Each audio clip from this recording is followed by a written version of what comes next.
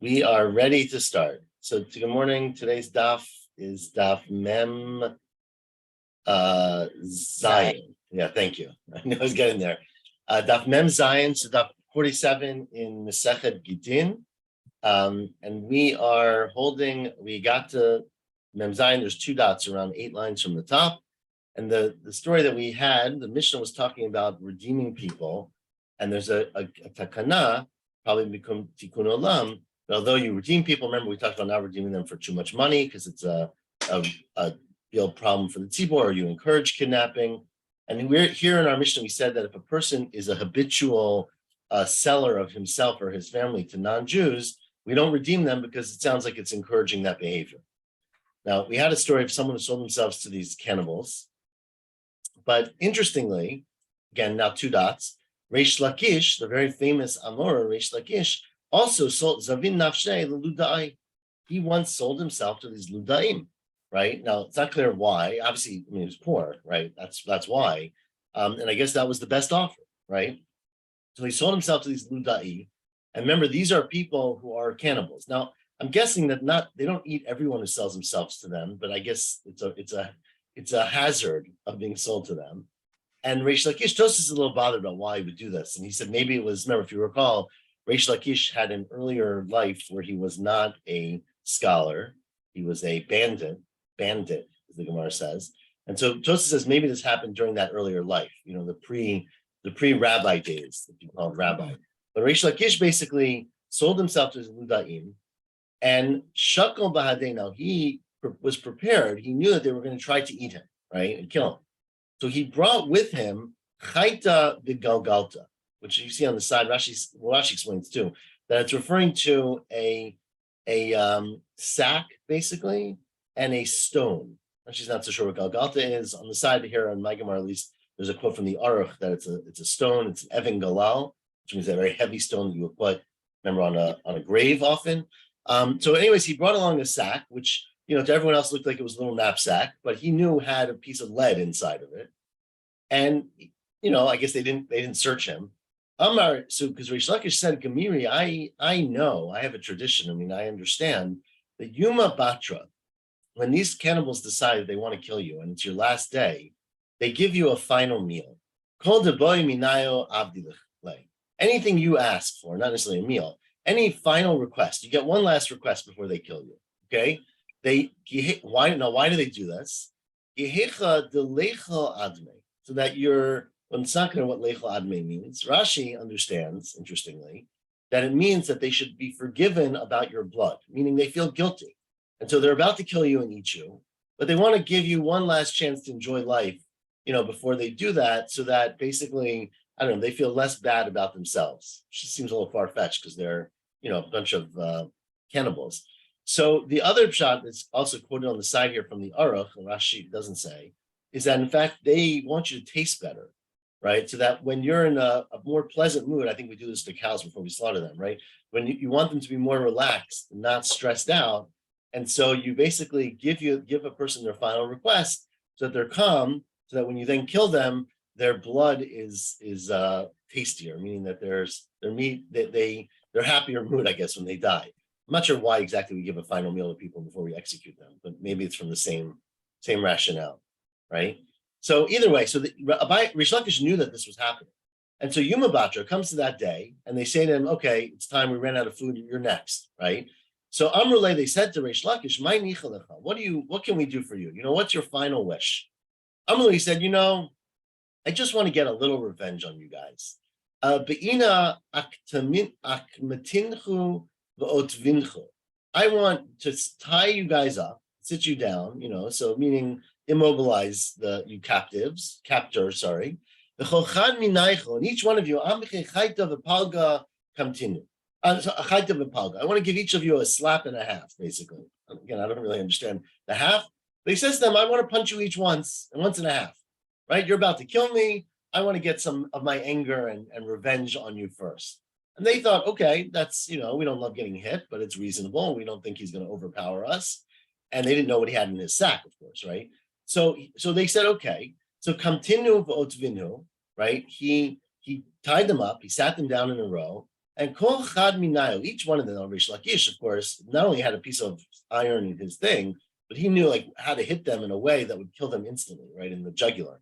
So Kol Chad Minayo, Kadmachye Chad Chaite, when he hit them one time, Nafik Nishmate, they died. But and this is, I think, one way to read this. However, they did it in a way, Charkine Lishinayo, they were exposing their teeth. Meaning, I guess he hit them in a way that they're, again, I don't really know what this means literally, but he hit them in their head in a way that they died, but they died with their teeth exposed. And so Amar Leh, he said to each one, it seems likely that he said this so that the next one didn't realize that he killed the first one. Achuchi kamechaychet bi. What are you laughing at me for? You're smiling at me because like my hit was nothing. Akati pashlecha gabe palgadechaita. I still can hit you another half time. So again, that's one way to read it, is that he was basically saying it so that the next people on the road didn't catch on. Oh, wait a second, he's killing my buddies. So he killed them in a way that they basically froze, they died with a smile on their face, with their teeth exposed. And so he joked to each one, or he said to each one, stop smiling at me. The next one thought, oh, it was a tiny little punch. Yeah, he took it to him. And by the end of the row, Katzlin Kulu, right? He killed all of them. So he killed all of them. And that's the end of that story, that part of that story. Nafik v'ata, he left. And he sat down and he had a big feast, and he, so Rashi mentions, actually, this is separate. It's not the same story, but that, later in his life or at other times in his life, he would just sit and eat and drink. If Rish Lakish got $20, he would go to the store and spend $20. I had kids like this. And they would spend every single penny, right? He left nothing. He would just eat and drink whatever he had, and then he ran out. He stopped eating. Amrle Barti, so one of his very responsible daughters once said to him, Lo bait midi the mazna mizgale. Don't you need to put aside something to rely on in your old age? I mean, where's your 401k, right? Where's your retirement? And he said to her, Amrle Biti, he said, my daughter, Crazy Kari, my belly is my pillow. Meaning I'm storing it all up here. I don't know. I'm not worried about the future. I'm going to live for the present. I'm going to fill up as much as I can now, and that's my style in life. One can argue and discuss all of this, but that's my style. Tosis is literally he slept on his belly, so he didn't need to invest in a mattress because he had a lot of good padding down there. Kinaf nafshe. Now, when Rish Lakish died, shavik kaba de marika. What he left in his house, his kitchen was bare. He had nothing left except for one kav. Right, kav is a dry measurement of morika. Morika is saffron. Saffron, thank you. So he had, basically a couple spices, which is what you would expect, right, in the cabinet of someone who just enjoys everything they get or takes everything they get. He had a tiny little bit of, not tiny, but a small amount of morika left. And you know what he said? He was regretted that was left. Kara nafshe, he said about himself, va'azvu la'achirim chelam. The Tehillim, it says that you work and get everything, and then you leave your booty, your chel, to other people. And Rish Lakish bemoaned the fact that he left something behind. So he was very much in the attitude that you should live in the here and now. Again, I'm not sure how his daughter felt about this, but that was his attitude. So anyways, very cute, interesting story, obviously very fascinating story. Why the Gemara exactly brings it and what it means, I'll leave to each one to imagine on their own. Continues the Mishnah. The next case is where we sort of punish a person or we make a takana tikun olam, is hamocheret sodeo la'avoid kachavim. Let's say a person lives in Israel, and this is how Rashi understands it, and the Gemara understands it, we'll see why. He lives in Israel and he sells his field to a non-Jew. So we don't really like that, right? We are trying to discourage a person from doing that in Eretz Yisrael. But we make a special rule, right? That not only that since you sold your field to a non-Jew, even though you sold it and as ostensibly, there's no responsibility to bring matanot from that field, right? Truma, Maser, Bikurim. But we made a takana that there's an exception by Bikurim. And by Bikurim, Rashi has a very interesting understanding in all of this, that in fact you have to bring Bikurim, right? Unlike, like if I own a field, right? I don't have to bring truma on the field. I just have to give truma before I eat the grain, right? I could grow 20 bushels of wheat and then just leave it in the storehouse. There's no positive, there's a mitzvah to give truma, but I don't have an active requirement to go and bring truma. It's just that if I don't bring truma, I can't eat the grain, right? Meaning grain is tevel until you bring truma and maaser. Rashi understands, we'll see in the sugya, that bikurim is different than that. That if you have a field and it has first, fruits, you have a positive, an active commandment to bring them to the Beit HaMikdash. It's not just, I can't eat the rest of the fruits until I bring the first ones up. I have an active requirement to bring the fruits to the Beit HaMikdash. And again, whether that's true about Truma and Maser is a big debate. Rashi seems to say it's only true about about Bikurim, sorry. And since you sold this field to a non-Jew and he planted the field and he grew all these great apples and oranges, we made a takana that you have to make the Bikurim whole, basically. You have to bring the Beit HaMikdash, the Bikurim that the non-Jew grew on your field. Okay? So you have to be lokeach, you have to buy, that's what this is Rashi's Gersa. Lokeach, you have to buy the food from the non-Jew, umevi mimenu bikurim mipnei tikun olam, because of tikkun olam. So that's, again, how Rashi understands the Mishnah. I'm going to go that way. As you probably see on the side, there's another girsa in our Mishnah, which says that you bought the field back from the non-Jew. And the question then is, you owned it in the beginning, you sold it, and you bought it back. Did you sort of get rid of your responsibility by selling it? And you didn't. But Rashi understands that you didn't buy it back. It belongs to the non-Jew, but this is a pure knas, basically. We'll actually see in the Gemara what it is. So that's the Mishnah. Now, Amar Rabbah. Says Rabbah, listen. In fact, says Rabbah, the land of Israel belongs to the Jewish people. And even if you sell it to a non-Jew, it doesn't take away the responsibility of maaser on that land. Why? Shenemar ki li haaretz. God says, ki li, to me, and I guess God gives it, not I guess, I know God gives it to Jewish people, to Ben Yisrael, Ben Yaakov. I own the land, li kedushat haaretz, the holiness of the land, meaning the thing in the land that requires someone to bring maaser and truma and all of those things only goes to Hashem, and you can't sell that to a non-Jew. Aval, says Rabbah, we'll get to our mission in a second, don't worry. Aval, yesh kinyan loveiko chavim be'eretz Yisrael lachbar baborut shichin u'ma'orot. But a non-Jew can buy land in Eretz Yisrael and acquire it in order to destroy the land, basically, to uproot the land, to dig a ditch or to dig a road or make a maran, a cave. Shenemar, why? How do we know that that's permitted? Shenemar hashamayim shamayim la'Hashem ve'aretz natan livnei adam. The land is given to all people, not to God. So God, God gives it over. God has the eretz of Eretz Yisrael for kiddusha, but not you are allowed basically to sell land to a non-Jew, even if you know that they're going to use that land not to plant, but to build a road or to build houses or something like that. Even in Eretz Yisrael, that's permitted. You just can't take away the kedusha of any fruits that are grown on that land. That's what Rabbah said. Rebbe Eliezer Omer, no. The opposite. Afal pi sheyesh kinyan lovei kochavim be'eretz Yisrael lafgia midei maaser. In fact, there is a kinyan lovei kochavim lafgia miyad maaser. Meaning, if you sell land to a non-Jew and they grow in Eretz Yisrael and they grow grain on it, you don't have to give maaser.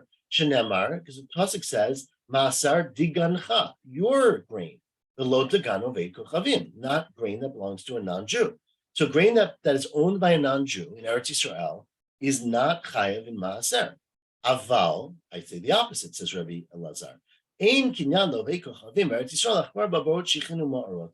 You are not allowed to give over land to a non-Jew in Eretz Yisrael in order to make that land to dig ditches and caves and things like that, right? Because Shenemar, we'll see how he learns this.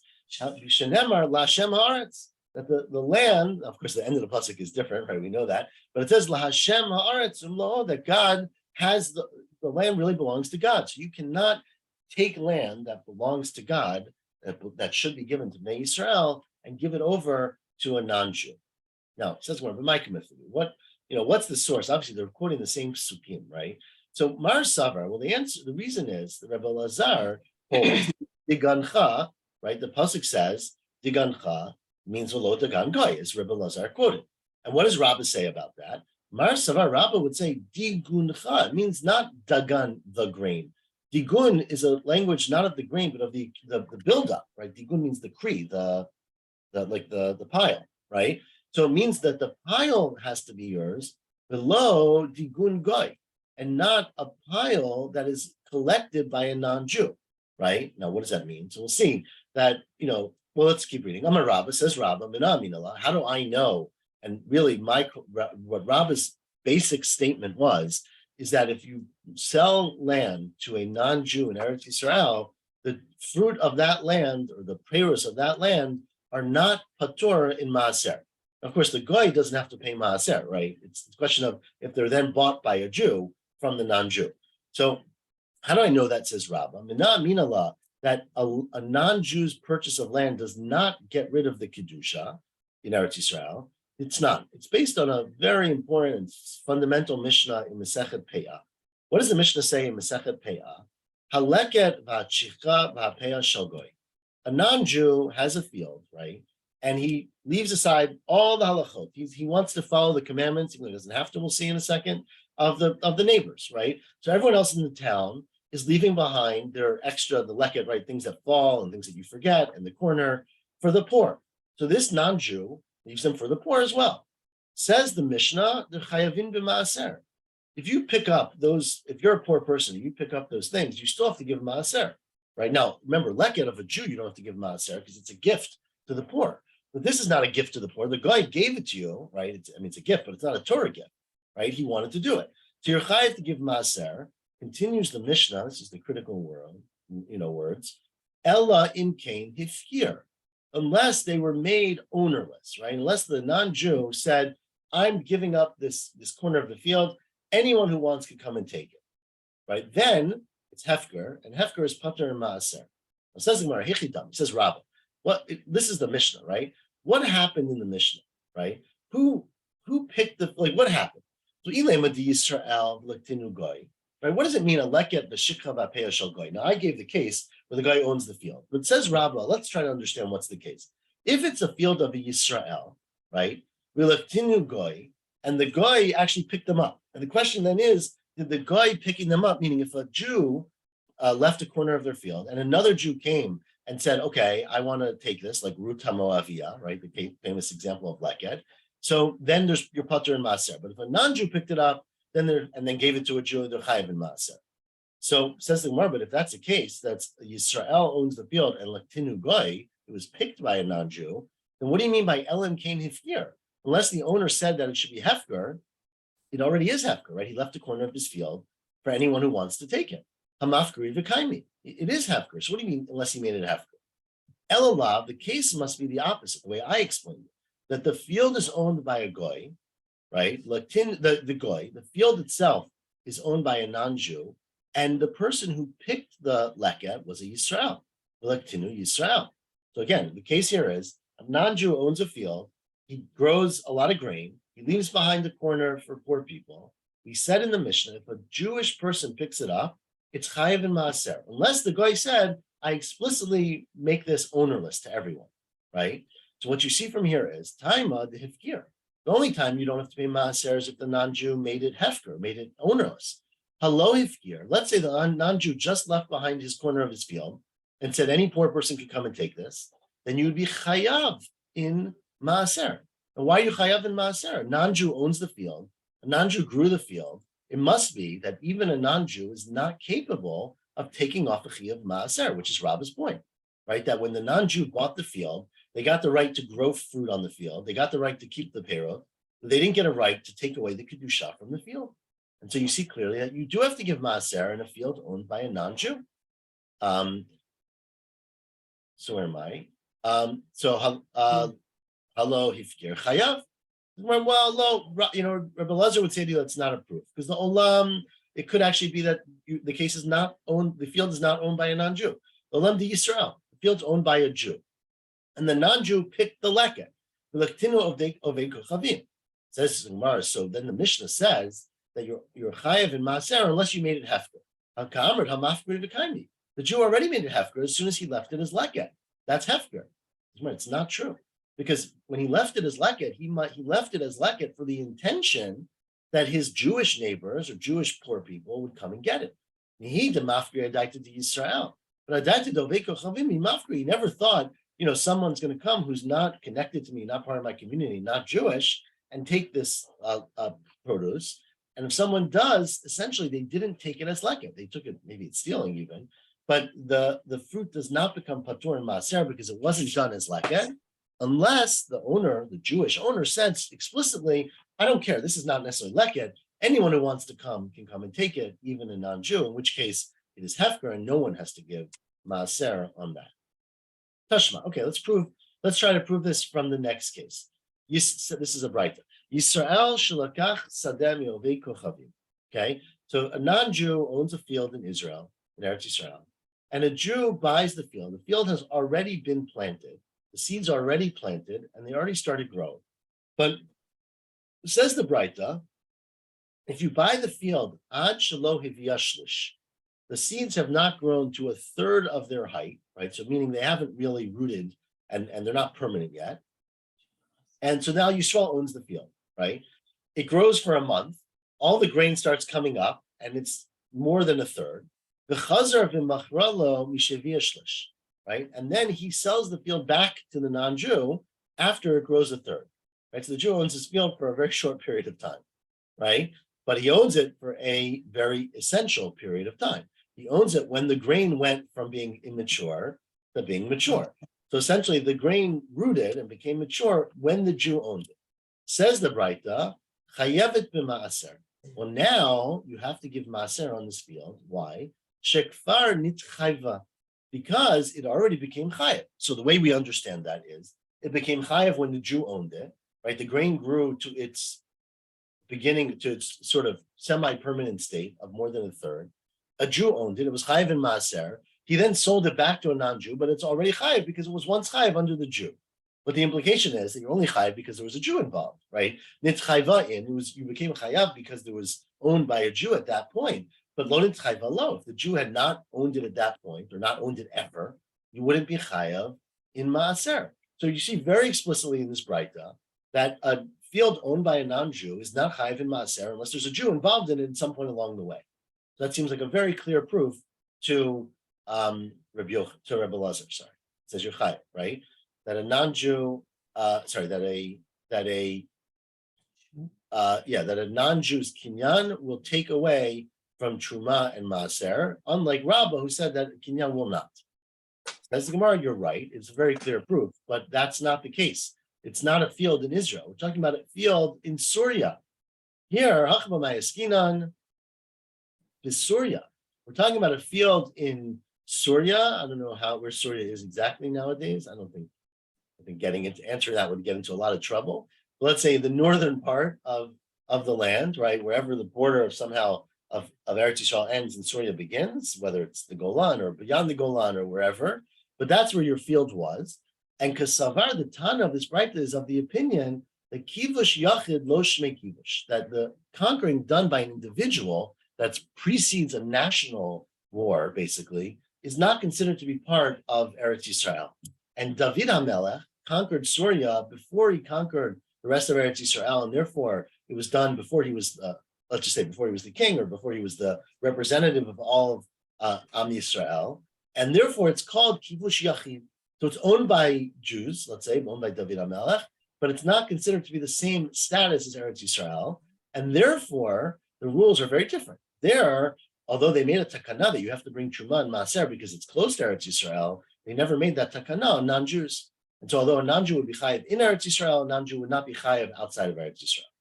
Tashma. Okay, let's prove it from the next Braita. This is a Tosefta in the Sechet Trumot. Yisrael va'ogived kochavim shelakhu sadeh b'shutfut. Let's say in Eretz Yisrael, we think at least, you have a Jew and a non-Jew go in as partners in buying a field, right? So says the Braita, the Tosefta, well, they each own 50%, and every piece of grain is essentially tevel v'chulin moravin zebazeh. Turn the page to Daf Mem Zayin Amabet. Each piece of grain is essentially tevel v'chulin moravin zebazeh. It's one piece is chulin, one half is chulin because it's owned by a non-Jew, so there's no chiyuv and truma and maaser, and one half is tevel because it's owned by a Jew and you have to take off truma and maaser. Divrei Rebbe. Rabbi Shimon ben Gamliel says, no. It's not each piece. You can split it up, right? Half of the apples go to the non-Jew, half go to the Jew. Shel Goy is patur from Maaser, and Shel Yisrael is chayav, right? Now, Obviously, the debate of Rebbe and Rabbi Shimon ben Gamliel is whether you can split up an apple into two parts, right? Can you say an apple that there's 20 apples in the field, 10 belong to the non-Jew, 10 belong to the Jew, right? That's what we call brera, if you recall, right? We're imagining that halachically, it's as if it was always split. So that's that's the machloket between Rebbe, who says you can't do that, and so each piece is half and half, and Rabbi Shimon ben Gamliel says you can do that. But everybody seems to agree that the part that owned by the non-Jew is not chayiv in truma and maaser, again, which goes against the opinion of Rabbah, right? So it says Mar Adkan lo pligi ella demar savar yesh brera. They only argue whether Rabbi Shimon ben Gamliel seems to say there's brera, so you can separate the product and say half is a Jew and half is a non-Jew. Amar Savar and Rebbe seems to hold ein brera. Avol kuli alma, but everybody in the Breita seems to agree that yesh kinyan megoy be'eretz Yisrael, that a non-Jew actually owns the land so that it's not owned by a Jew, and it's the hafkiya miyad maaser. It doesn't have the kedusha of Eretz Yisrael, and there's no chiyuv in maaser, which again goes against Rabbah. There's more the same answer. Hachanami b'Surya. It's have to give the same answer. That according to Rabbah, you'll have to say that this Breita is referring to produce that was grown in Syria, and that is therefore, and we hold the same opinion because Savar kibush yachid lo shmei kibush. So because Syria was conquered by David HaMelech in let's say a private or not a national sense, it's not considered to be the national land of the Jewish people for this purpose. Not to get into anything else, of course. Amar B'chia Bar Oven says B'chia Bar Oven. Okay, I got another Breita which seems to address the same question. It says Hamocher Sadeo Legoy, right? This is our Mishnah. Yeah, so not a Breita. This is of course why we're bringing this. Our Mishnah says a person who sells their field to a non-Jew, lokeach umevi bikurim, the person has to buy back the fruit from the non-Jew, and bring it to the Beit HaMikdash as bikurim, right? Mipnei tikkun ha'olam, because we want tikkun ha'olam, which we think means that the rabbis were worried that you're going to sell all your field to a non-Jew. You'll be like, I don't want to have to bring the first fruits, or it was very expensive, it was hard, it was very valuable. So you sell it, so you don't have to bring bikurim. Therefore, the Chachamim said, no, we make you bring the bikurim because we don't want you to sell your fields to get out of this responsibility. So we'll make you do it anyways. But the implication is that midoraita, you don't have to do it, right? Meaning, if you sell your field to a non-Jew, you really don't have to bring bikurim. It's only that the Chachamim were worried that you're going to then sell your field that they said, we make you do it, right? The implication, says Rabbi Bar Oven, is, mipnei tikkun olam in, you have to give bikurim because of the takana of tikkun olam, but midoraita lo. The minat Torah, once you sell your field to the non-Jew, there's no chiyuv of bikurim because the kedusha of the field went away, which again supports Rabbi Elazar and goes against Rabbah. Amar Rav Ashi, says Rav Ashi, well, I have an explanation for this, that in fact, shtei takanot havi. It's fascinating. That really, this is a two-step takana. Because Rabbah would tell you, me'ikara havimaiti midorait, that originally, right, it was necessary for a Jew who sold a field to a non-Jew to bring bikurim midorait, meaning, if I, a Jew, go and sell my field to a non-Jew in Eretz Yisrael, I sold the non-Jew the rights to the fruits, right, the rights to own it, but I can't give over the kedusha, and the kedusha on the field remains with the Jew.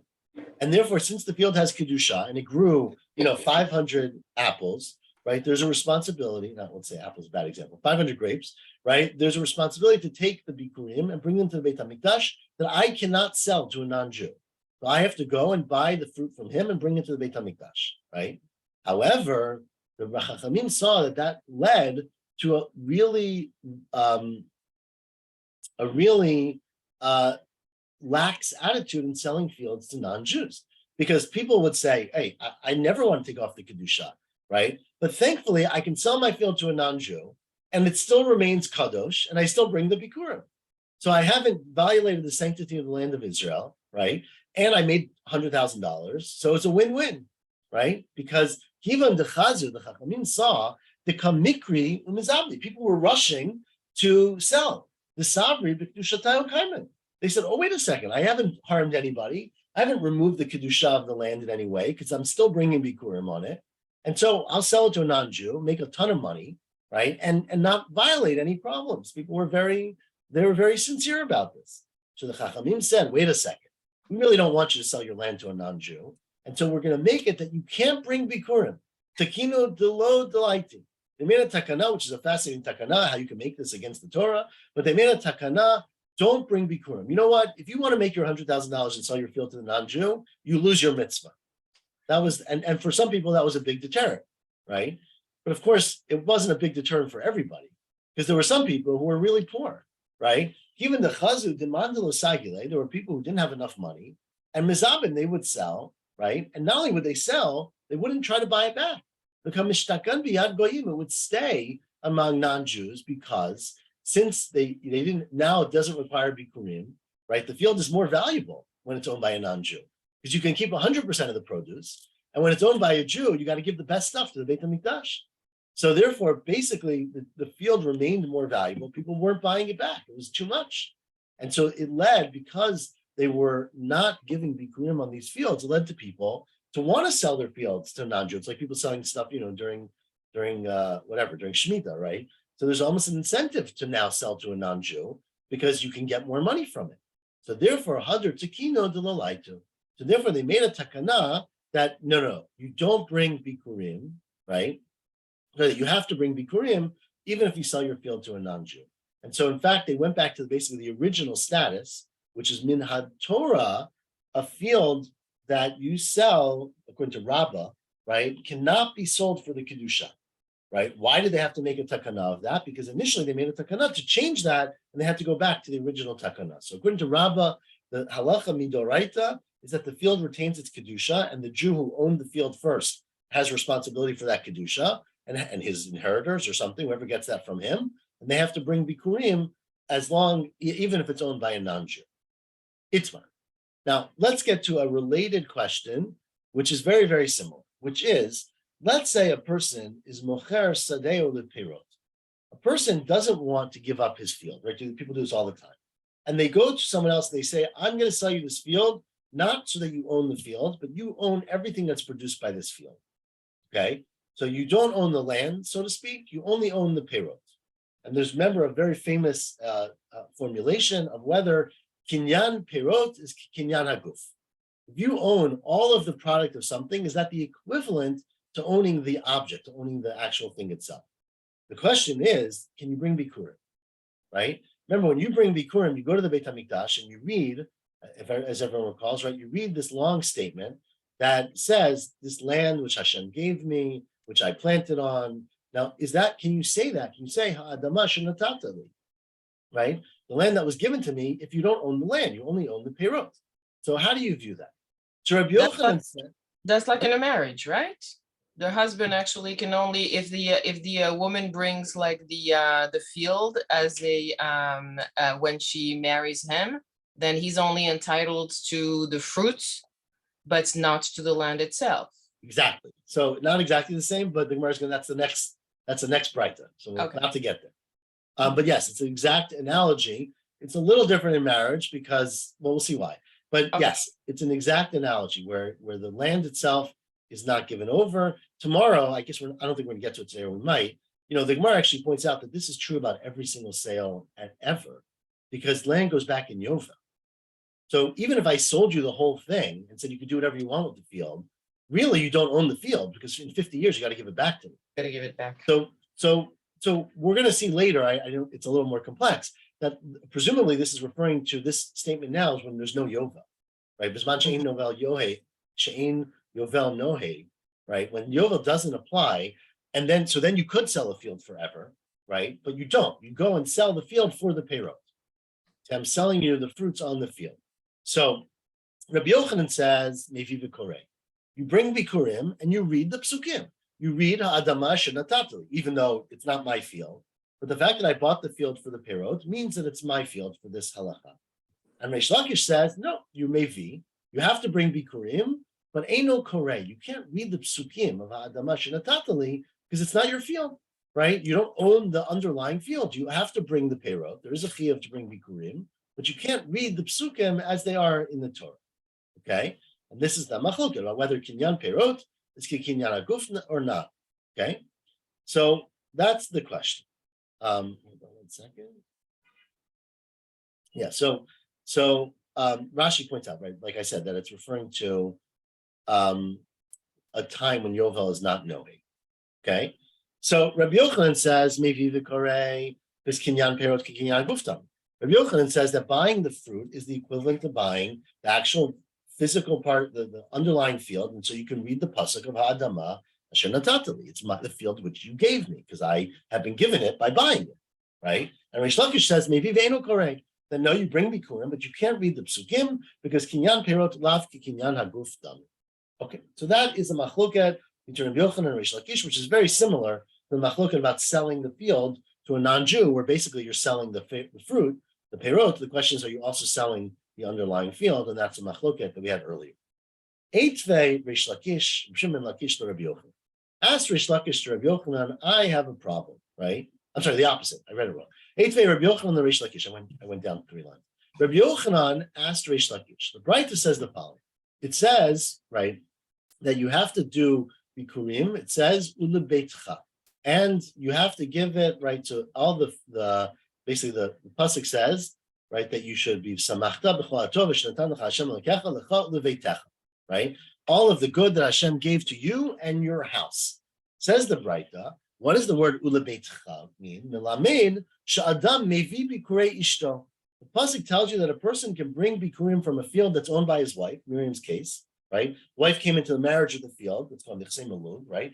The husband owns the perot of that field as long as they're married. Once they're no longer married, that field goes back to her, the actual field. During that time, it says the Braita, it says you bring bikurim for you and your family, your house. That includes your wife's possessions that you are responsible for. So the pasuk is including the beitcha, right? And that you she'adam mevi bikrei ishto v'korei. Now, why is that a question? Because that implies that even though you have only a kinyan haguf, kinyan perot, it's kinyan haguf, right? And therefore you bring the bikurim. Amalei Reish Lakish says, 1 second, that's not true. That's different because there's a pasuk. Shani hatam dechivu lebeitcha, right? The pasuk says and your household. So it specifically includes things that you don't own, right? Which are part of your family, your home. And therefore, but that's not true about other cases. If Reuven sells a field for a perot to Shimon, that's not his household. And so therefore, I wouldn't include that other case. Ikadam, some say that, in fact, it was the opposite question. It says in the pasuk, right? It says in the pasuk, right? A person brings bikurim for his wife and from his wife's produce, and the husband reads, my land, even though it's not his land. So now says Reish Lakish, what do you see there? There, even though the husband only owns the fruit, he's allowed to bring bikurim and read because it says ulebeitcha, but aval ba'al malo. The conclusion I would make from there, says Reish Lakish, is that generally a kinyan perot is not a kinyan haguf, and therefore you can't bring bikurim. Amrlei, Rabbi Yochanan would say back to him, no. Time didi nami mihacha kamina. This is my proof. This is how I know kinyan perot ki kinyan haguf. From the fact that a person's wife's field is not owned completely by a husband, it's only owned for the perot.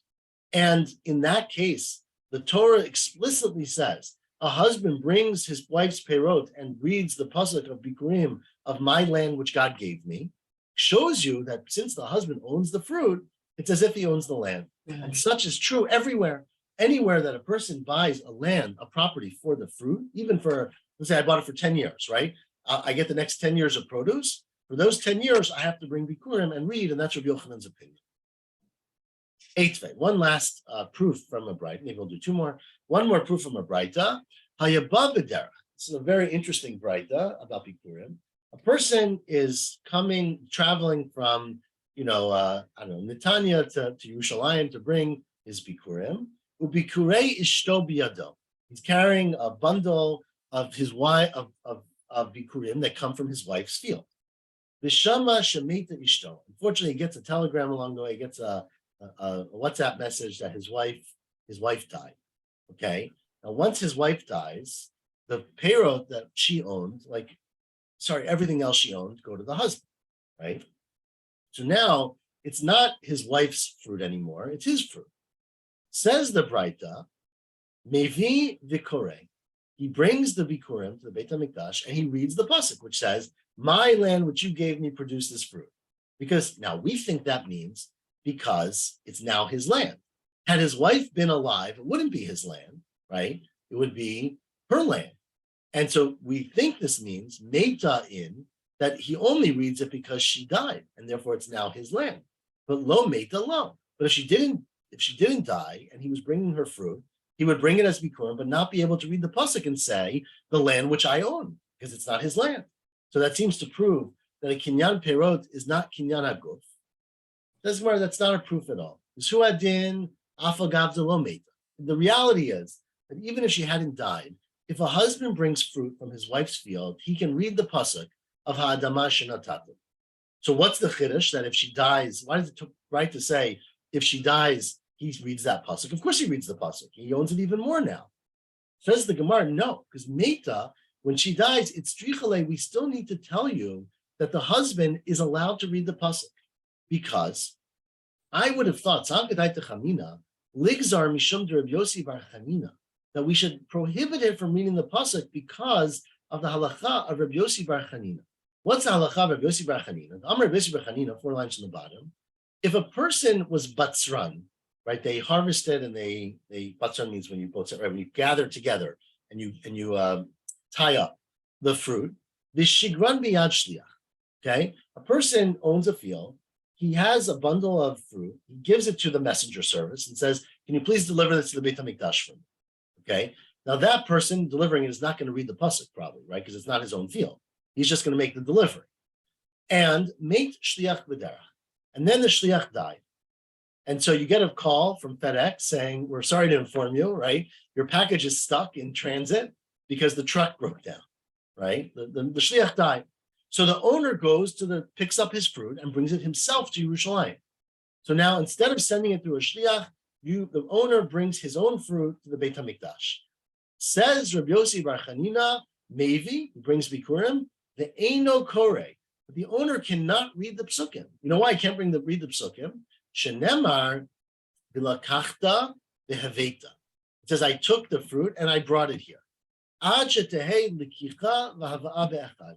The picking it up, meaning gathering it and bringing it, has to be through the same person. And since this was done partly by the messenger and partly by the owner, you can't read the psukim. So you might have thought the same thing is true by a husband whose wife dies along the way, right? Because when he left home, he was a messenger for his wife. When he got to the Beit HaMikdash, he's no longer a messenger for his wife.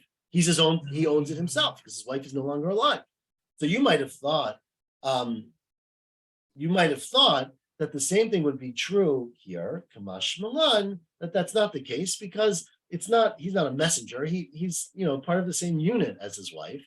And therefore, even though his status changed along the way, the fact is that we don't consider it to be two separate people. And therefore, a husband who's bringing Bikurim for his wife and the wife dies along the way, the husband still brings it and reads the Psukim in the Beit HaMikdash.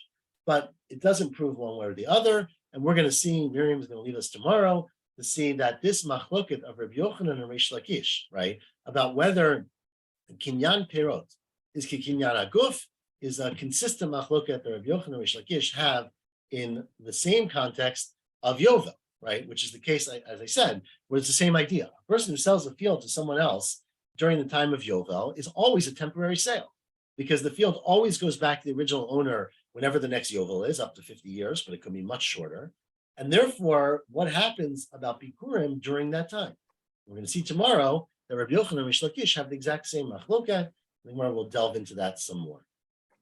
So thank you for joining. Have a wonderful day. Miriam tomorrow, and then I don't know what time you're doing tomorrow, but I'm doing Tuesday at 8:45 as well. Oh, you're doing 8:45? 7:45. Oh, okay. 7:45. Yeah, we're consistent. 7:45. 7:45 Okay. on 4th of July. Okay. Have a good day, everyone. Shavua Tov. Thank you. Shavua Tov.